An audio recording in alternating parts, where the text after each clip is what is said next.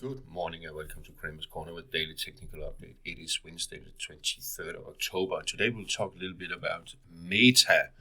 That has found support here at 568.70 and bouncing a little bit. There's no divergence on the positive sentiment on the RSI, and if closing back above 60 thresholds, which is very close to, I think we'll see a Meta stock that will push higher and take out the previous peak just above 600 here. If we're looking at the weekly chart, we are of course very close to the all-time highs, just around 600. There is, however, divergence on the weekly chart, but I will trust the daily chart a bit more, and I think we will see it pushing higher above 600, and we could see a move up to 650 area. On the US indices in general, and here we have the S&P 500, and just zoom into the daily chart, we will see it is testing the lower rising trend line there. Yesterday, bouncing from it. I think we'll see it pushing higher here the next couple of days. There is a slight divergence here, as we can see on the RSI, meaning it is a little bit stressed, but for now, still trust the trend. What I will do is that I will look at the minor support here at 5,804, 5,800. If we see a close below that, then we could see a correction down to around 5,700. For now, we stay positive, and if it takes out the previous peak there at 58.79, well, then there is potential up to 6,000. The Nasdaq 100 was fairly unchanged yesterday, but we are still in a bullish trend. There is no divergence on the RSI, indicating we are likely to push higher, and we could test previous all-time high just around 20,691.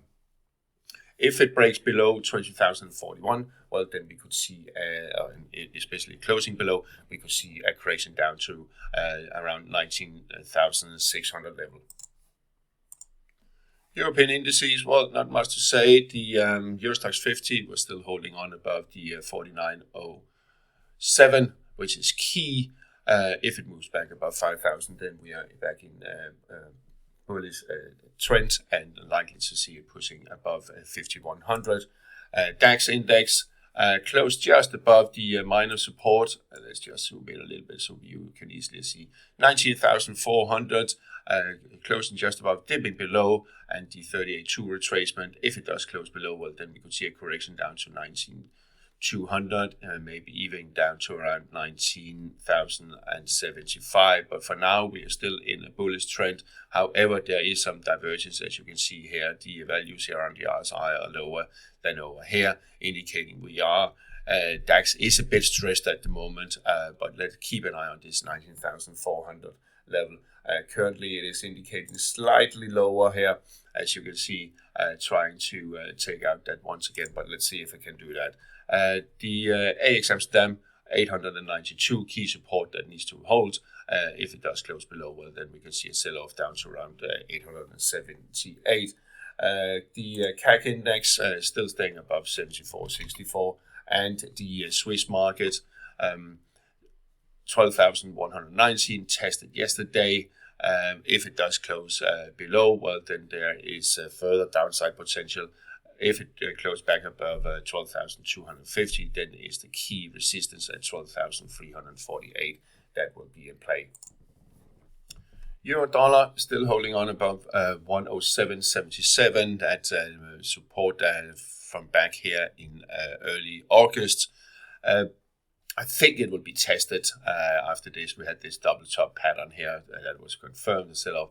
I think it will be tested, and then I think we will see a bounce in euro dollar. But let's talk about that when that occurs. It could dip down, of course, but we are a little bit stressed here. There's starting to build up the divergence on the RSI, so I think we'll see a bounce on euro dollar after a possible test of that support. And then we can talk about how much the bounce could be. The euro sterling couldn't really hold on yesterday. Sellers took back control. RSI back below 40 threshold, as you can see. It also did close below there yesterday. I think we'll see a break of this 83.10 and also below 83. And I still believe that euro sterling will, in the coming weeks, will push towards the 82.30 support down here. On cable,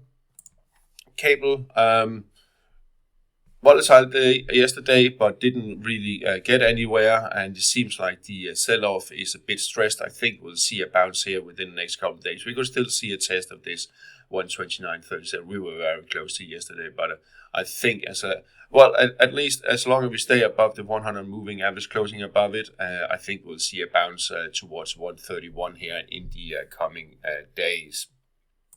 If it breaks below 129.37, well, then there could be further downside potential, especially if it does close below. Well, then there's the potential down to 128. Yen pairs are on the move, all of them. Here we have dollar yen breaking above 151.85. There is it's likely to test the 153 level, the 138.2 projection, and minor resistance at 153.10. But there could be a further upside potential for dollar yen, and there we could see a push up to around the 161.8 projection of this correction here, or this. It was kind of last leg down of the sell-off at 155.20.45 level.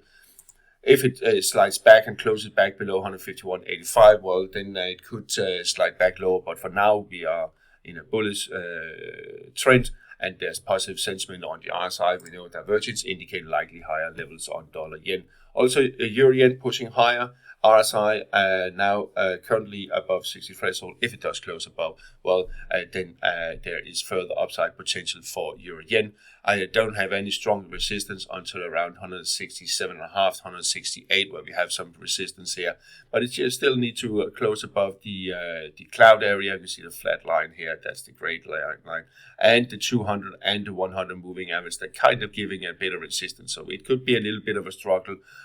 So keep an eye on 165. Then I think we'll see quite higher levels on euro yen in the coming days and weeks. If it does slide back and close back below 164, it could slide back lower, and the bullish picture could be demolished.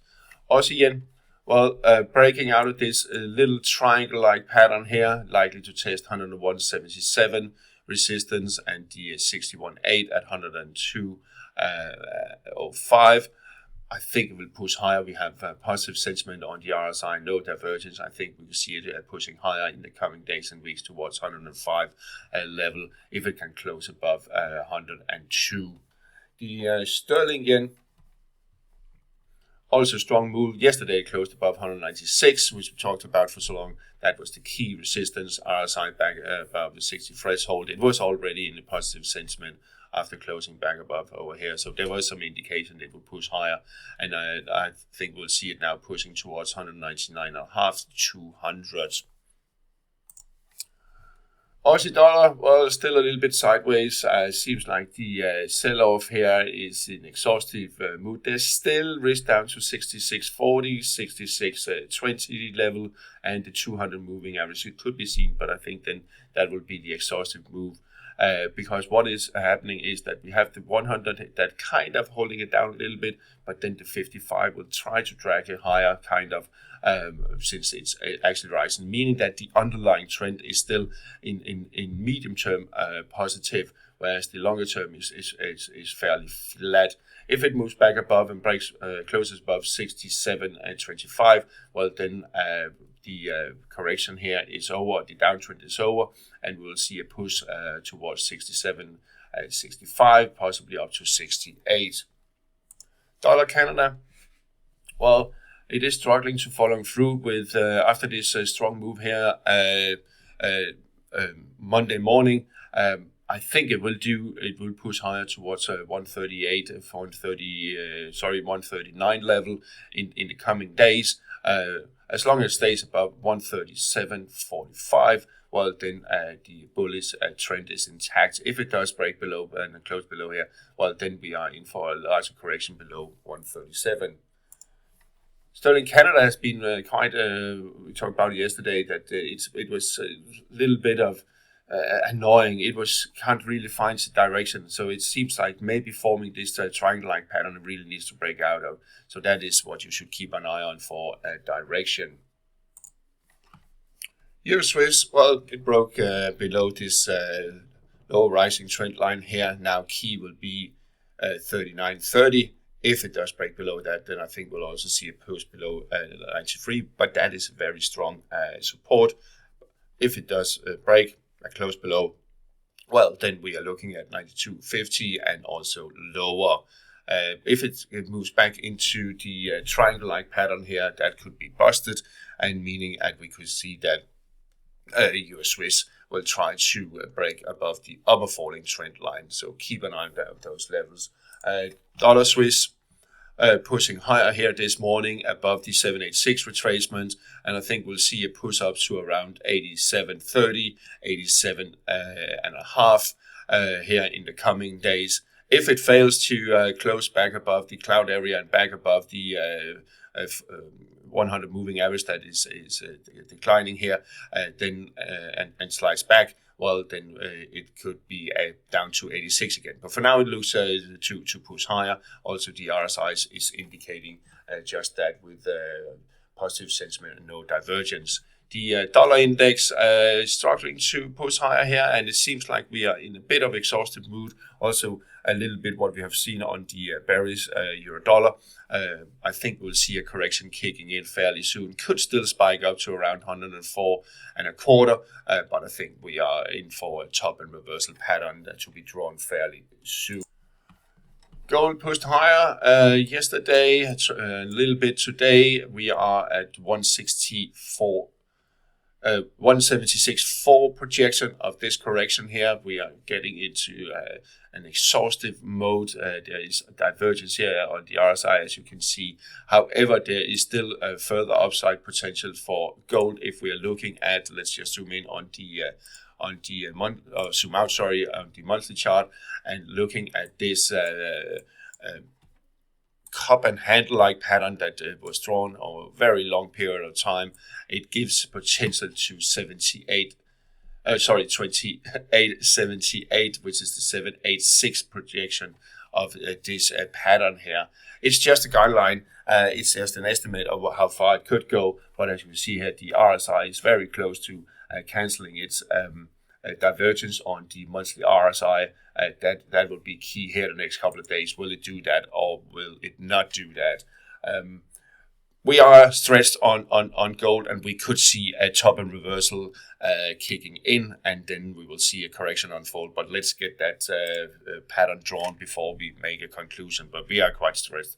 Same here on silver, that has pushed above 161.8 projection at 34.70. There's still potential up to the resistance here at 35.40, which I think could be reached. There's no divergence on the daily RSI, as we can see. So we should see it another push higher. Maybe a little bit of setback here that is maybe kicking in now towards the 34, and I still think we'll see a last push higher. Copper.